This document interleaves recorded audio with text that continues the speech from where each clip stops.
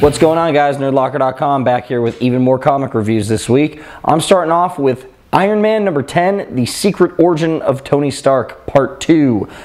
I think this is a super gutsy thing to do, to take a character like Iron Man and, you know, with his recent growth in popularity and, you know, the 3 Iron Man movies and Avengers, and you're taking one of these bigger guys now and changing his origin to something completely out there.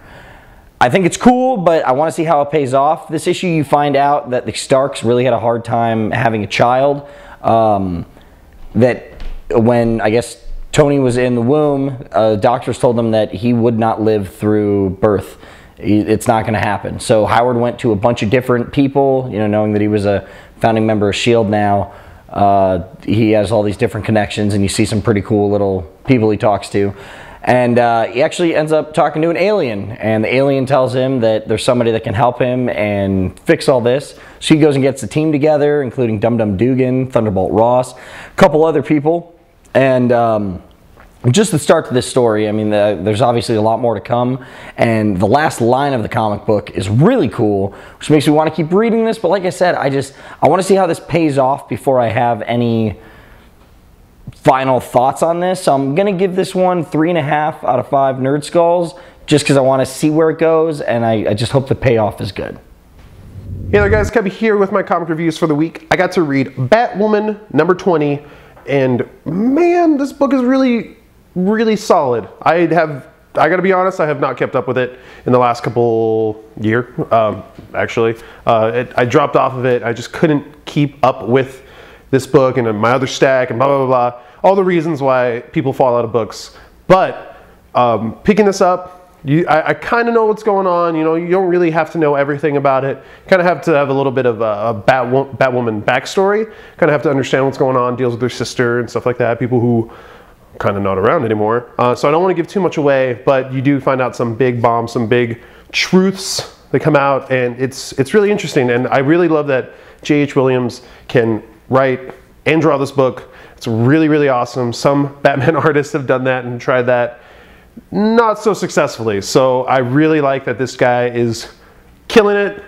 He's still writing a solid book that's entertaining. You can come into it not knowing really much of anything, and you can kind of put the pieces together, and it's there, and you know, it makes you want to go back and read it more. So I definitely want to highly recommend this book to anyone. This is definitely a 4 Nerd Skull book. Could have been a little bit better, could have been a little cleaner, but hey, it's not a perfect world. So 4 out of 5 Nerd Skulls.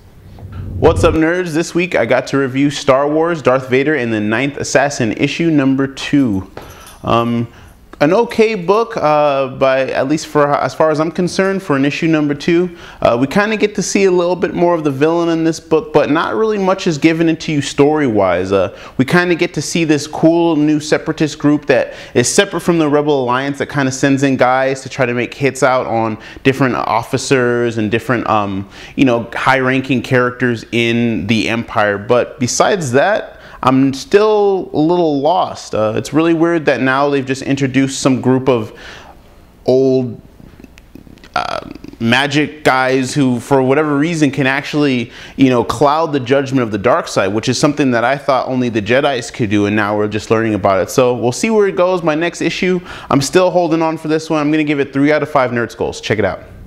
So this week I got to check out Catwoman number 20, and I have to say it was pretty dang good. I don't know much about the storyline that's going on right now, but I didn't really need much for this issue. Cobblepot's in it, so that's always interesting, and the artwork by Rafa Sandoval is actually pretty damn good. The fight scenes were pretty good. I just never know whose side to be on with Catwoman. I mean, she's just sexy all the time, and this issue does not disappoint, but there's no Batman, so I'll just let you be prepared for that.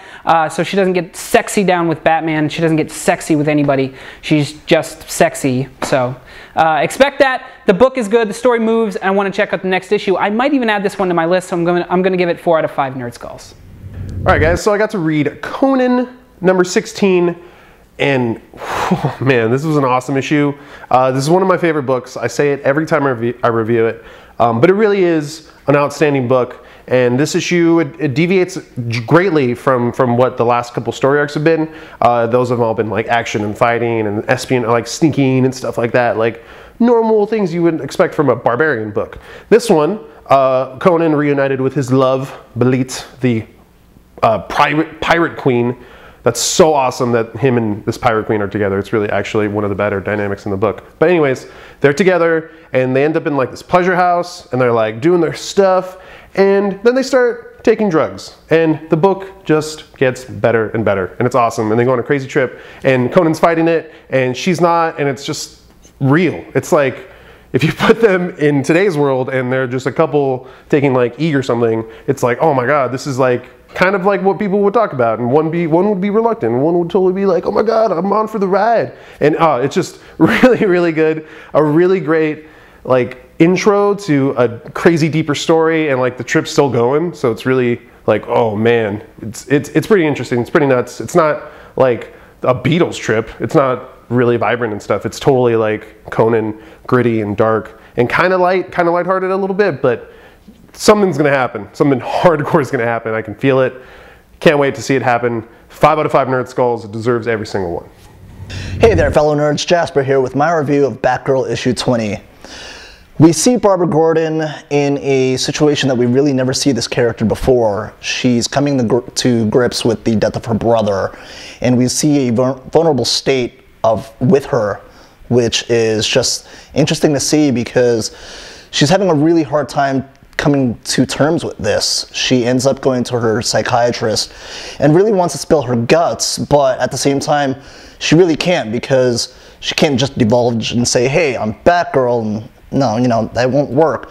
So she's being very cryptic, and you know, you just see the pain in her eyes and the way that the artwork is done, and it's just phenomenal just seeing that, because especially with Death in the Family story arc, we see where Batman's going, and we see Bruce Wayne being like just going through a big emotional turmoil, and all these characters in a sense are going through their own, you know, situations, and it's interesting to see where everything is going to go. What's more interesting enough is the return of the ventriloquist. This is pretty much my favorite incarnation of the ventriloquist, only because we're coming into a term where it could be derivative that her powers, or at least the dummy's powers, could be now magical, which I've never seen. So this is an interesting take on it.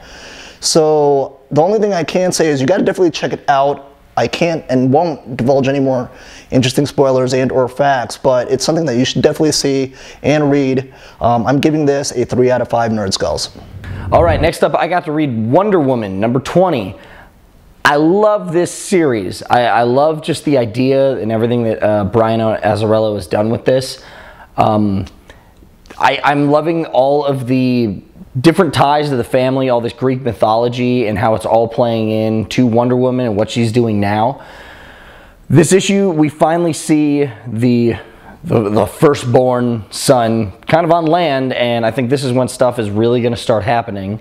I can't wait to see the fight with him and Wonder Woman, but this book ends with another fight starting, which I can't wait to see, but I kind of have a bad feeling about it. I think something is going to happen that I'm not going to be a fan of, because I really like this character that is involved. I'm trying to keep this spoiler free, but I'm going to give this 4 out of 5 Nerd Skulls. Let me know what you guys thought. All right, dudes. So I also got to read Age of Ultron again this week.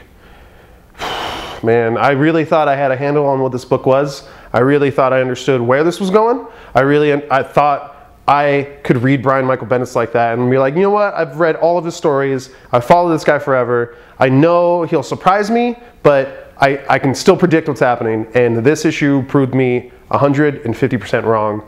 I can't even begin to tell you how ridiculously awesome it gets in the middle of it. And it's just like, whoa, you're just thrown into something, and it's going to pick up and it's going to keep going. And I don't even know. I don't even know where to begin to describe like how it happens. I mean, you really don't, like, even if you read it, you probably won't understand how it happens, and it's going to be the same reaction. But big things are coming, I feel. I don't know how this is going to get set right. It's totally at that point where you're just mind blown and not really sure. And I think Brandon Peterson's artwork in this issue just really comes through. I mean, there's some parts where it's a little craggy, a little gross, But if you look back at it, it's not the panels that really matter, and the panels that really carry the emotion and make you like, oh, what, that guy just did that. That's when he really shines through. His spreads, his big pages, really awesome. This issue proves it. 5 out of 5 Nerd Skulls. Age of Ultron is blowing my mind. Oh my God. Hey guys, I wanted to take a second about a book that came out last week, Walking Dead 110. Everyone was respectful enough not to review it because I was not here, but I wanted to take a second to talk about it just because I'm not really liking this arc at all, just because the book really is reads like a movie, and with Walking Dead, I don't want it to read like a movie. I want it to read the exact same way it's read for the last 100 issues, you know? And in this last, I want to say 3 or 4 issues with the input of Ezekiel, who really in himself is kind of like a movie-like character with his own little kingdom and his own pet tiger and everything. It's very exciting in a comic book, but it's not the Walking Dead I really know. The writing's not bad. It's Robert Kirkman. He's fantastic. The artwork is always good. You really get the tones in every single page, and especially with the ending of this. I'm not going to give any spoilers, but you do get a brief conversation between Ezekiel and Michonne, and just that's another character that's kind of fallen away for me. She's not as badass as she once was, and right now she's flirting with Ezekiel, and it's just not very Walking Dead for me. So I'm going to give this book 3 out of Nerd Skulls just because it's still fantastic, but the story is kind of falling apart for me. So check it out. Hey guys, Jasper here with my review of Fanboys vs. Zombie issue 14. What can I say about this book? I totally love it. The way it's written, I can relate to it personally because I feel like me and my friends are in this book. Me and my friends are Kurt, Amanda, Berger, etc. If you saw my written review from last month, you'll realize that they're in deep space. Now what's interesting enough is the fact that they're in deep space with zombies. Yeah, not so much zombies being on Earth, but now it's in deep space. Anything could pretty much happen. It's pretty much Space Odyssey 2001 with zombies. And going through the issue, you think that they might find a cure, or do they? But I don't really want to bring spoilers into the mix. Just the only thing I can really say is it's an interesting take. You really don't see a zombie franchise, or at least a series in a comic book, in space, let alone, with non-existing superheroes. They're just normal characters. They're just like you and me. So definitely check this issue out. I'm giving this a 3 out of 5 Nerd Skulls. All right, I got to read Wolverine and the X-Men, number 29. Last issue ended with Dog, his brother, in the Savage Land from attacking the kids. Wolverine is still hot on the trail looking for Dog. Finds the house, realizes he isn't there. They don't know where he is now because he is a time traveler. They collect a bunch of stuff, and Wolverine finds a box that they can't open. Kitty can't phase through it, but he knows that whatever's in there is important. Meanwhile, they're talking about Wolverine is talking to his students, and they're setting up a time capsule. It's talking about how they're gonna, bury it in 25 years from now. They're gonna open it and hope that the school's still going. We flash to 25 years later, and we have Old Man Logan, not that one, sadly, but older man Logan, still running the school. Some pretty cool Easter eggs in there. A lot of stuff he talks about of events I hope we're going to see coming up in X-Men books. We also see some pretty cool Easter eggs of like children, like a little kid with ice powers who's walking through walls. Oh my God, wouldn't that be crazy if that happened? Because that was really cool. But this issue ends with older Wolverine sending something back to current Wolverine and just kind of giving him a heads up about everything that's about to happen. More of a filler issue than anything else, but it's setting up for the next big story arc. You kind of need that break after the Savage Land story. So I'm going to give this 4 to 5 Nerd Skulls, but I'm excited to see more of this book.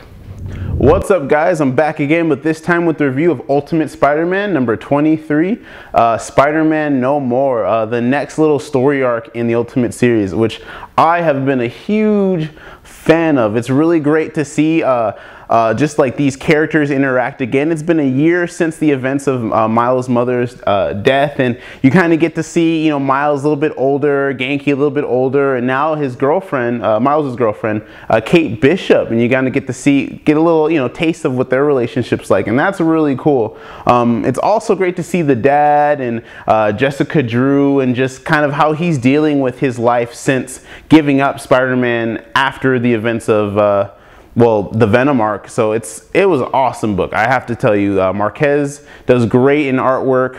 Ponce are great in colors. Just everything looks super dynamic. Everything fits well. And then when you got Bendis on top of it, you know the book's gonna go far. It's just probably the best book for me of this week, and it's probably one of my favorite Marvel runs. If you want information, definitely check out my written review, but I'm gonna give it 5 out of 5 Nerd Skulls. Check it out. All right, guys, so I got to read a title that I was actually really stoked for. A movie that I was really stoked for has a comic adaptation out now, Iron Sky. And it's really cool. It was just a really cool idea that took forever to be made, and it was made by people that just wanted to make a cool story about Nazis invading Earth again and being hidden on the moon, and it's really cool. And I still haven't seen this movie, and I feel really bad for it because I was so into it. But either way, you can totally pick up this book. It gives you a little insight as to what goes on in the story, and the book is actually a prequel to what happens in the movie. So even if you don't know anything, you'll find something out and you'll totally like go with it. And there's characters from the movie in the book and blah blah blah. The main character of the book is actually a huge character in the story that they don't get to shine too much light on. So that's really cool that they actually put the effort into that. The people who originated with the story had so much story to tell that they needed to actually make like something else, and they didn't want to do a movie. Decided to do a comic book, graphic novel. Reading it, it was a little long. It was longer than I expected. I thought it was going to be a regular issue. It turned out it's a trade, and that really threw me for a loop. It actually was pretty easy to read. It had a lot of great content in it, and I'm actually really excited to read more of this story and go back and watch the movie and do all that stuff. One thing I had is the art wasn't that great, and yeah, it's IDW, and IDW is a great company. They're not like an art house per se. They're more, you know, great stories and great you know, other things in comic books. They do have some great artists, but this particular book, he did some great renditions of like the characters and what they look like in the movie to that, and it's really easy to do, especially having so much photo reference, but it just felt a little lacking. Like I wanted more pop in the art. Other than that, it was a great story, a great read, and I'd highly recommend anyone who likes Nazis. I don't know if you like Nazis though, because you really you want to cheer for them, but you don't because they're Nazis. And they really don't do anything great, but it's a good story either way. So check it out. 3 out of 5 Nerd Skulls, Iron Sky #1. It's pretty awesome. So Legend of Luther Strode came out this week with number 5. You had to know that I was going to talk about this book. Every single issue is gory, covered in fire and cool stuff that you just want to see. Tradd Moore does the artwork for this book, and if you don't know, he did do a recent variant for Young Avengers, and it's really a cool look at what he would do with some Marvel characters. This book he's just really great on, and in fact, he can make a decapitation look elegant somehow. So I want everyone to read this book. I'm going to give it 5 out of 5 Nerd Skulls, and there's only one left, so please catch up on it. And next I got the review for Devil May Cry, the Vergil Chronicles, issue #1. Please pick up the Devil May Cry game if you haven't played that. This comic book is not really going to make much sense to you. It's just going to kind of jump back and forth between different situations that happened that correlate to the game. And, well, if you haven't played it, you're going to be a little confused, at least for the startup. Really good character development, though, for Kat and kind of her relationship with Vergil, because you don't really get to see that in the video game. The art is kind of, you know, hit or miss. For certain scenes it really works, and for certain areas you're kind of confused. It's really difficult for me to give comic books a low score, seeing, you know, they're difficult to write and draw, but I'm going to give this a 3 out of 5 Nerd Skulls. Pick it up if you played the game. Alright guys, now I'm about to review a book that I've been so stoked for the longest time, ever since I heard about it. It's from Boom Studios, and it's regular show #1. Oh, so stoked that this book, this story, this concept, this idea is coming to a comic book. It fits so perfectly. I was so hesitant on it. I don't know why I was, because they did such a great job with not only Adventure Time, but Adventure Time, the Marceline thing, and then the Fiona and Cake stories that they've been doing. Boom Studios just has it down. They have a great set of writers that know these characters. They probably watch the show all the time. It's great. It's awesome. They get a handle on who they have. And I mean, truthfully, it's really not hard to write. I mean, I don't think it is that hard to write Muscle Man, but they have a great handle on him, and it's awesome. You can put his voice into the comic book, and it's wonderful. I mean, I really had my doubts. I thought regular show would be a little harder to do than Adventure Time, being that it's not. I first didn't think it was as crazy, but it's just as crazy as Adventure Time. It's just as fun. They're able to have so much fun with their panels and their big spreads and pages and the way they construct the actual book, the way you're reading it. That was really fun to me, and I really liked the originality of that. Other than that, backup story was pretty cool. I'm excited to see what they do with that, what they do with other like side stories. I want to see some more characters, new characters. That'd be awesome. But I like that they're doing a lot of old characters. So definitely check this out. Regular show number 1, 5 out of 5 Nerd Skulls. Of course, it's the best. Hey guys, I also got to read Solid State Tank Girl number 1.